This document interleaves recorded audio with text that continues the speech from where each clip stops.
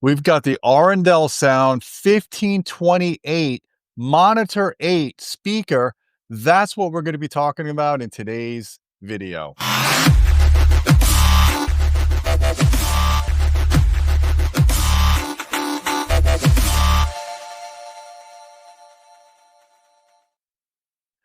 Hey folks, I'm Gene Delasella with Audioholics. We have James Larson back in the house. He just finished his review of the Arendal Sound 1528 Monitor 8 speakers. James, that was an exhaustive review that we published on audioholics.com. I'll put a link in the video description below. You had a lot to say about the speaker, and rightfully so, because I spent some time with the Bookshelf 8, which I'm going to be doing a video on. And I've also listened to the Tower 8 and Center 8. Don Dunn has them at his house right now. It is an impressive line of speakers, and I'm glad you got your hands on a pair. So why don't we talk a little bit about your experience here? You got a slide presentation, but give me a quick summary of what you think about these speakers. Very high performance, very, very well built to the point of being overkill. Just really a really good value. I mean, you don't normally see speakers with this level of build quality and performance in this price range. Is probably the quickest I could put it. Now, I notice your speaker doesn't have any drivers in the back. You took them out. Yeah, I wanted to show people what the like just how well built and how overkill the build is, as well as I couldn't even get it in this room, like to hoist it up because this thing like fully is like intact is 104 pounds, right? Yeah, That's they're not heavy. easy to lug around. So like Yeah. so I like have it here show people. I've got them on like a rotating like lazy Susan here, so I can kind of show people what's it like. Yeah, we can get that in the slideshow. I can get into the particulars of the build. Well, one thing I noticed right now, just looking at it, is look how thick that front baffle is. It looks like it's a few inches thick. That's pretty insane. Yeah, it's 3 inches thick at HDF. So like Wow. crazy, like really heavy, right? And you can see the like the tweeter and mid-range, like that the mounting plate, that's a steel plate. So it's like Yeah, I see really that. it's crazy, right? It's crazy. It's really heavy. Because the mid-range driver has such a huge motor structure that it needed that steel to kind of reinforce it when it was being mounted into the baffle. Yeah, it's well, you'll see. I mean, I have it right here, but we'll get into that into the review, I guess. Yep. So here they are. Yeah, there's the fully Just to go assembled over the ones. specs real quick, this is a 3-way speaker. It's got 2 8-inch aluminum cone drivers, a 5-inch carbon graphene woofer. It's in a sealed enclosure. So the basket itself is sealed. We talked about this with Thomas, the engineer that designed it, and they wanted to have the maximum amount of sensitivity out of this driver, and that was the way to do it. And then the 1 1/8 inch Waveguide magnesium lithium dome tweeter. That's the magic right there, the Waveguide, and then the material that they used on that tweeter. It sounds exotic, but when proof is in the pudding with how this thing sounds, I know Arendal Sound said that it's actually lighter than a beryllium, and it's easier to work with because you could source it more readily available in the world. So at the very minimum, it's on par with the best beryllium drivers, and it's just more easily sourced. So I think that's a win-win scenario for them. Yeah, it's Eh, pretty cutting edge, it's state of the art for sure. yeah. $5,900 a pair. They 104 pounds each. Yeah. Yeah, 4 ohm impedance. Yeah. So these are, and the sensitivity is not very high on a speaker like this. The spec is 85. I think you measured 87. But when you want a speaker that is not relatively large to produce deep bass, you have to trade off sensitivity for bass extension. And we'll get into that in the review. Sure, and there's a picture of the packing. I mean, the speaker is very premium, and so is the packing. It's double boxed. I mean, the packing here matters, whereas it might not normally from a big box store because you can only get this through through shipping, right? So Right. it's like a double boxed, and like everything is surrounded by polyethylene foam, and like you get like gloves to unpack it without getting your fingerprints on it. Everything has its own like really premium feel, and the speakers have like a nice cotton sleeve over them, a drawstring sleeve that's like really premium. So like Sure. the next slide. Here's a picture of the back. It's obviously rear ported. The port can be sealed, but don't do that, right? Don't seal the port on this, right? Yeah. There's no point in doing that. You can see there's a dual binding posts with like a rhodium plated jumper. Also there's jumpers on there below. If you see below the terminals, there's jumpers that can attenuate the mids, the mid and the tweeter. So you can boost it or lower it by 2 dB depending on how you set those jumpers. They just do what they say. You know, they knock things down by 2 dB or boost it by 2 dB. So yeah, I mean So it's it's just kind of a unnecessary. basically a shift. It's just a spectral shift, basically. Yeah, like a yeah, it's just a shift. It's I would do it electronics. I would just keep it a reference if I for my own taste. I would keep I it a agree. reference, and Yeah, any equalization I would do would be electronic rather than like electromechanical, or electrical like this does. But like it's there if you want it. So well, it's yeah, useful for someone that has an analog preamp that doesn't have DSP or room correction or anything like that. So I can understand why they included it. It does increase parts count and cost to the product, but they wanted to appeal to the audiophile as well as the home theater person. yeah. So like I mean, you can see this in the back of me, but there is a like a close up of the front, the baffle, the open speaker. I mean, the build quality is incredible. You can see the interior is actually painted and treated, not just the exterior. But it Yeah, doesn't have like a layer, like the fine layer of paint on the inside, but it does have some treatment on the inside so that the HDF doesn't swell, so that moisture doesn't leach into it and it swells. So the whole thing is coated, right? And over that, over the wood is like a visoelastic kind of rubbery layer, and over that, and you can see this kind of like acoustic stuffing, like a Dacron type polyfill thing, and like you can kind of see it in here. Um, yeah. and there's a bunch of braces, right? So it's a crazy over the cabinet quality is crazy overkill, and you can see that from the binding plate too, that like, it's this big, huge, like, aluminum piece, a brushed aluminum piece. It's like everything is really nice with this speaker. It's really nice. It's better than what you get, like, I know that they're kind of expensive at 6,000, but there's not really any other $6,000 I don't know speaker anything that's compares. built to that caliber at that price. And look at the speaker cables too. They're thick gauge, they're twisted pair, you know. So it's like they use good quality and everything. And I'm sure you'll show some pictures of the crossovers too. Sure, there's, a picture of the close-up of the tweeter and mid-range assembly, and then a close-up of the tweeter itself. You can see it has a little built-in grill over it. It also kind of functions as like a phase lens slightly. One thing I wanna kinda draw your attention to is the tweeter, it has a waveguide on it, but the waveguide is actually slightly asymmetric on the horizontal axis. So, like, Oh, what that means is it's what it's doing is kinda cool, right? First of all, what's really good about this is that the tweeter is mounted very close to the mid-range, right? So that yeah, very it's close. not gonna have a lot of, like, comb filtering between the crossover on the crossover frequency, like you would see where tweeters aren't mounted close to the mid-range. Also, going back to the asymmetry of the, waveguide itself, um, what it's doing is okay, so the tweeter on this speaker, if you put this on, like, the stands, or if you have, like, say, the tower speakers, that the tweeter actually is mounted pretty high, right? It's a high tweeter, right? And, Mhm. like, normally on speakers, as you know, Gene, you want to listen with your ears level with the tweeter, right? Right. But on these, the tweeter on the stands of the towers, it's really high, right?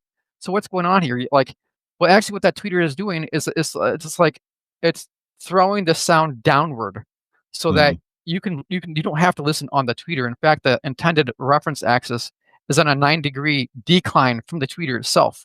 So where most people we should be listening on this is like on the mid range or even the upper bass driver for these speakers. So like so that's really cool, and it's kind of needed since the tweeter is mounted so high.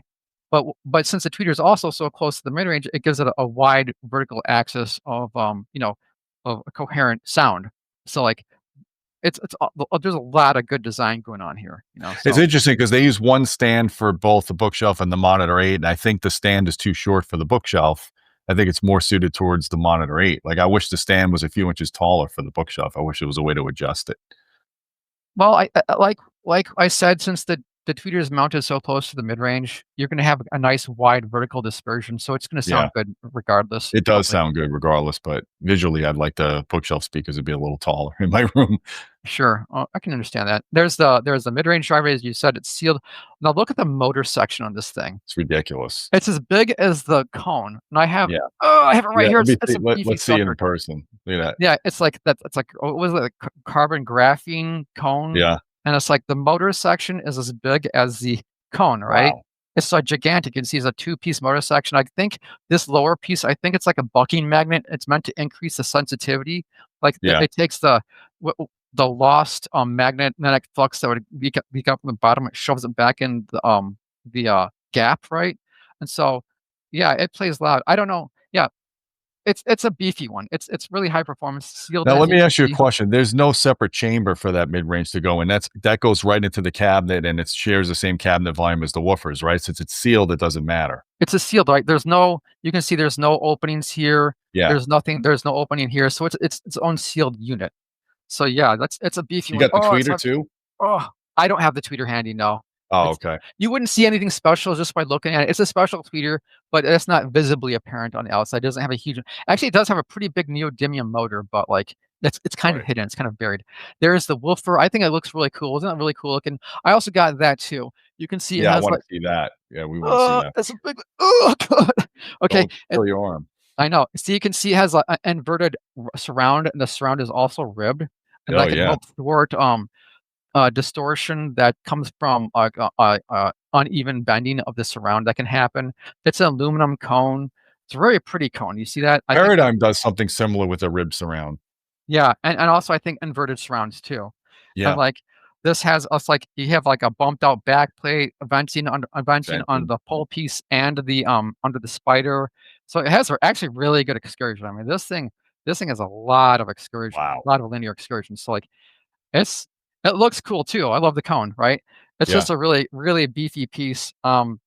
It's and it plays really high too. They have the crossover here, like 480 hertz, I think, right? That's pretty 420, I high. thought, something like that, yeah. Yeah, and it can handle it too. Let me put this sucker down. So you would just wanna add the caveat, do not if you buy these speakers, don't take them apart. James Yeah. is a professional, okay? No, I was given I don't normally take speakers like this apart, but I was given special permission by Arendal with special instructions by Arendal. If you try to do this, you might void your warranty for good reason. This is Yeah. not a normal speaker. A normal speaker, you just unscrew the drivers, right? And they'll Yep. just kind of fall right out. There's not much to them. But this is a whole different animal. Don't don't take these apart, right? Yeah. There's special instructions on how to do this. Oh, there. I'll go back to a slide. Go back a slide. I want to show you another part, Gene. This is the trim ring. This is the trim ring. This is a big, beefy aluminum piece, right? Oh, Most trim wow, rings, that's aluminum? yeah, it's like almost solid aluminum, right? And most trim rings are this like thin little plastic Plastic disc, right? bezel, yeah. This thing's heavy, man. This thing's crazy. Like the build quality of this thing is crazy. It's pretty outstanding. And like I just wanted to show that too. And it looks nice. The whole assembly looks nice too. Yeah, that's insane. Now, do you There's have the crossovers handy or no?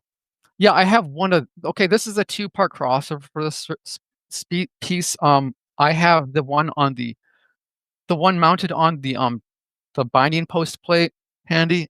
Let me get that. Oh, Nothing's big. light with these speakers. Nothing's light. And this is small.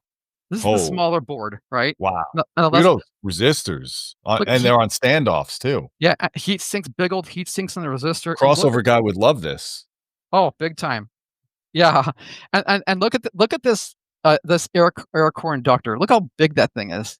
Yeah. Look at these resistors. This whole thing is crazy. These huge resistors, huge caps, and this is the small part. Okay, this is a two-part crossover, right? Wow.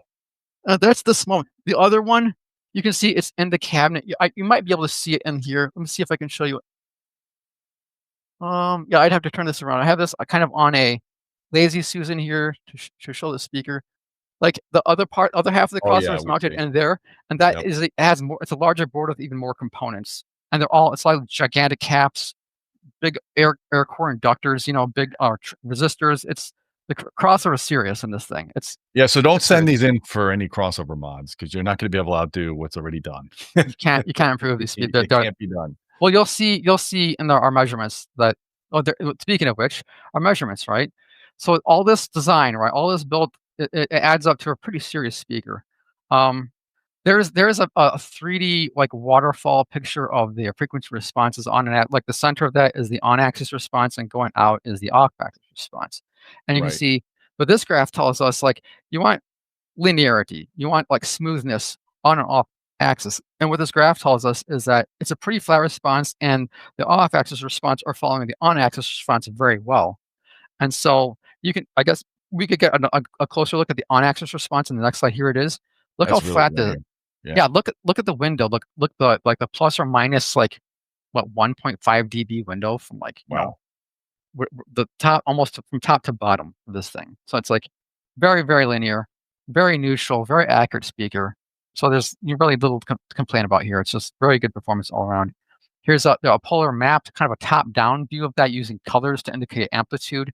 And you can see very well-controlled directivity, very nicely controlled dispersion. So it has the same sound character on and off axis. So it's not really that picky about where you aim them or where you tone them in. It's going to sound the same. Also, the room reflections will have the same tonal characteristic, and it'll play very nice with equalization, especially auto equalization like Odyssey or Dirac or whatever you have, So because of its consistent sound power and the way its off-axis and on-axis performance are very consistent, this speaker will work really well with room correction or without. And it's not Yeah. as fussy with the acoustics in the room. You don't need to put massive amounts of treatment to fix problems with the speaker, other than just regular acoustics that you'd want to clean up the room response with. Personally, I would EQ the speaker above the transition frequency, above bass, Yeah. right? Keep your EQing below. My advice, right? I think they sound best. No EQing above 500 hertz. Just EQ the bass. I agree. In most cases, when you have a speaker of this caliber, the only thing you want to do above four or 500 hertz is shelving filters. If you want a little treble boost or you want to take a little treble away, I wouldn't get into this precise correction per se. You just don't need it because the speaker's so linear as it is. Yeah, it just sounds great as it is. So here's a graph of the bass response. This is not quite made how we made the other responses. This is ground plane, but it's still anechoic, right? And yeah, pretty well controlled bass response. You can see the port is a little over damped relative to the woofer's output. That's what you kind of want, because if the port was even with the woofer's output, you would get way too much. It would just boost the bass, especially when this thing is tuned to 22 hertz. This is a stand mount speaker with a 22 hertz tuning frequency. If you had that flat to 20, you would have like most rooms would just blow up the bass with that. If it was Well, I mean, we measured the 1528 Tower 8s in Don's place, and it was flat to like 17 hertz. Yeah, you're still gonna get room gain. So like, yeah, these really don't need a subwoofer unless you have like really hard bass, right? These don't need a subwoofer. They're gonna get 20 hertz room extension, so it's gonna play down to like the lower limits of human hearing, basically. So like, yeah, and you can see that in the saddle point here in the impedance graph. It's tuned around 22 hertz, like you said. Yeah, you can see that in those two peaks. You can also see those two peaks are pretty well even with each other. This is such a nice like impedance response graph that I think that the speaker was conceived, the shape and the design of the performance goals were conceived before the drivers were designed. So I think they designed the drivers to meet their needs rather than like taking drivers and then putting together a speaker off of that. I think this is like the other way around, which is ideal, actually. Two interesting things here is it's a 4 ohm rated speaker, right? Yeah. So in order for it to be 4 ohms rated according to the IEC, you can't have impedance dips below 3.2 ohms, 80% of the rating. Yeah, this doesn't have that. That's from 300 hertz to 3 kilohertz. You look at that here, and it doesn't really go below 4 ohms much. It goes to maybe 3.8 ohms in a very narrow area of about, 300 hertz or so. So this is not a hard load. Yeah, and also the phase angle is pretty like there's no weird rotation in the low impedance dips. So this is a relatively benign load. Yeah, the thing that makes it more challenging is the lower sensitivity, and you need more amplifier power to compensate. It's not even that insensitive. I don't think it's especially it's kind of insensitive, but it's such a large speaker that it doesn't give up that much. I would say, I don't know, it's a little insensitive, but like you could drive it pretty loud with just a 100-watt amp. So you didn't show the sensitivity here, but in your review, you measured it at 87 dB for 2.83 volts, even though it was spec'd at 85. So Arendal's being very conservative in how they're rating. Yeah, so you don't need a monster amp to get this loud, but with a 700-watt power handling spec, these can get very loud if you have the power to, give them. Well, they handle tons of power. The bookshelf speaker in particular, because it's even lower sensitivity, it's like 84 and a half.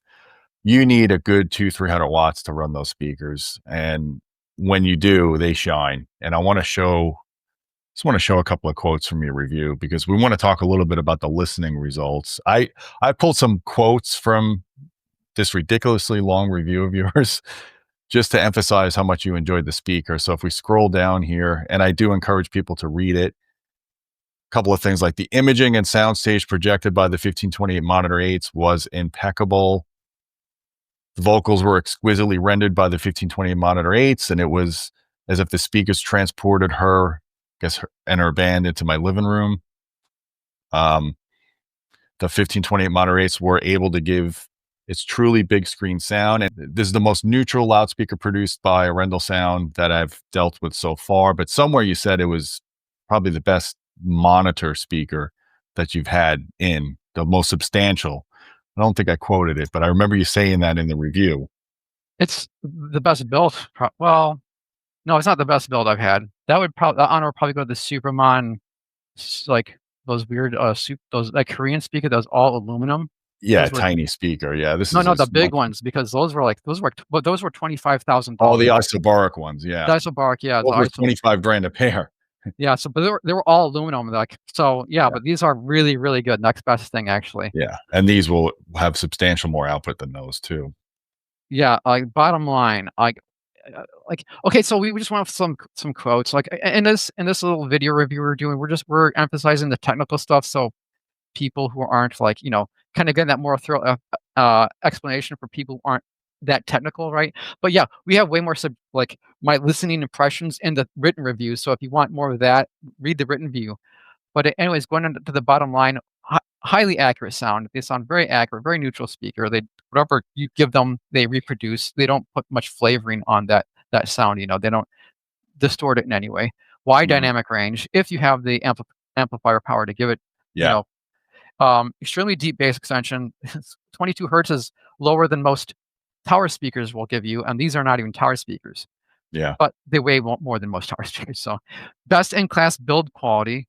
I mean, yeah, it's like holy cow, or like there's nothing there in their price point that really kind of approaches their build quality. Stylish industrial design. I think they look nice. They do. I Cons. like the curved. I like the curved front on them. They're unique looking. They don't look They're like cool every other looking. speaker on the market. Yeah, they're really cool. The industrial design is very cool. But the cons are, of course, with such overkill build quality, the weight is just 104 pounds. So you got to be ready for that, and they're pretty large. Yeah, and my Um, biggest beef with the visual or the footprint of this is the stands have a very big bottom, a very big base. And like when I have the 1528 bookshelf eights in my music room and I have my Revel F328s next to them, they take up more space than my F328 floor standing speakers because of the stands. you need beefy stands to hold You speakers. do because You they're do. heavy speakers, but I'm just wanting people to realize the scope of a speaker like this. When we say bookshelf or stand mount, these are no ordinary bookshelf or stand mount speakers. These are Arnold Schwarzenegger level Y- speakers in those categories. Yeah, they're They're what I beefed think. up. I think the rationale going into the bottom line, that why are they so big for stand mount speakers? Why would you buy these? Well, going into this bottom line, incredibly overbuilt stand mount speakers that provides most of the 1528 tower sound character and power without its massive size and weight, but it's still very large and heavy. But Yeah, and by that, the reason why this exists is if you can't handle the 1528 tower, which is really big and really heavy, right? It's a very massive heavy. speaker. Yep. I mean, these are a handful, but those are what 170 something pounds, 175, 175, yeah. 175 pounds. That is most people that it just completely rules those towers out for most people. They just can't. How many people can handle that weight? Yeah. I mean, these are a handful, but the 175, so competing speakers, in the same pricing. So what are the big high powered, high performance loudspeakers around this pricing? There aren't a whole lot. I dug out what I can. This is what I think actually Yeah. competes most directly. So there's RBH Sound 81 SFF SF/R, which is like 2/8 and a big AMT tweeter. Those look really cool. I think those would be pretty good. I wouldn't expect those are probably higher sensitivity. They wouldn't dig as deep though, and they probably don't have the level build quality of these. I think those would be pretty good speakers though. And there's the JBL L100 Classics, which we reviewed. I really like those speakers. Those are really good. Those will be higher sensitivity. They They don't wouldn't. dig as deep though. They will not dig as deep. I think they were like tuned to 40 hertz or something. Hmm. But they're more sensitive. Those are really good speakers too. There's a Perlisten R5Ms, which is like an MTM type design with Perlisten's like beamforming Yep. technology. Those aren't as big. They won't dig as deep, but they are higher sensitivity and they would be really good speakers. But I'm sure I haven't actually had experience with those. I heard a lot of experience with a lot of other of Perlisten's products, but not that specific model. I'm sure Sure. they'd be really good though. Yep. There's the JTR Noesis 210 RMs. They don't directly compete with these because those are like kind of meant for the dedicated home theater, right? Those Yeah, like, they are not something you display out in a room. yeah, they're not lookers exactly, right? They're very industrial They design. got a face a mother will love. Yeah, you kind of want to hide those, but they would have very good build quality, very good performance. They would have probably more output capability than these would. Um, they would, but they're larger, heavier, and not really living room friendly. And a They're kind of compression driver, so some people prefer domes over compression. kind Myself. of a different class of Yeah. speaker, but Yeah. same principle. A standout speaker is very high performance, and then there's the Dolly Rubicore Cinemas. I think those have a kind of MTM design with like 6.5s and Dolly's hybrid tweeter. Those would be really good. They probably wouldn't dig as deep, but they would have more sensitivity. So like Yeah. they all So have like in a way, this is kind of a lone wolf product. I mean, really what you need to compare this product to are tower speakers more than stand mounts. especially it's a full range speaker, a true Yeah. full range True speaker. full range speaker. So if you want a stand mount speaker that's truly full range, and you don't mind a big and heavy one, this fills that bill very, very nicely. Very good speaker. So yeah, that's kind of the summation of what these kind of do and are. And the cool thing is they have a 60-day risk-free trial. So Arendal Sound is willing to ship these to you. You can try them out for 2 months. They'll pay shipping both ways. That's a huge expense on their part. Yes. And it's just that speaks volumes for the confidence that they have in their products.